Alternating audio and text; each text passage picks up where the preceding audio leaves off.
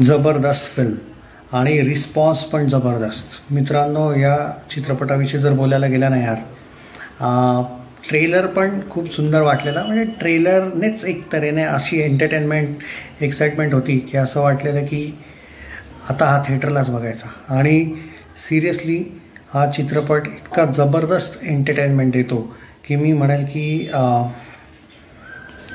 येत्या म्हणजे लास्टच्या 3-4 महिन्यामध्ये तरी मी या चित्रपटाला हाय रेट करेल की एक मराठी चित्रपट जो खूप दिवसानंतर एक असा चित्रपट पाहायला मिळाला.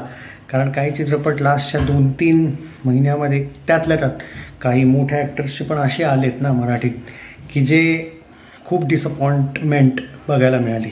पण एक रिलॅक्सेशन, एक जबरदस्त तऱ्हेने प्रेझेंटेशन.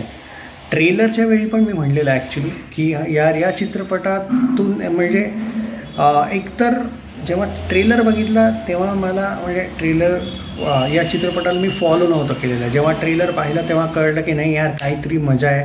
आणि त्यानंतर मी फॉलो करत होतो.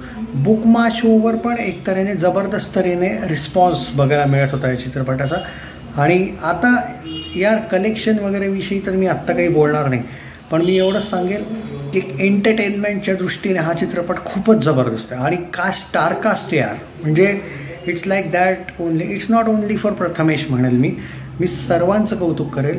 कारण एकाहून एक जे प्रेझेंटेशन आहे, जे स्टोरी रायटिंग आहे, मे बी आता काही जण क्रिटिसाइज पण करणारे असतील, पण यार जो माझा ओपिनियन आहे तो माझा ओपिनियन आहे. मी नाही की एक तऱ्हेने यार प्रत्येकाचा डिफरंट ओपिनियन असतो आणि आय रिस्पेक्ट एव्हरीवन.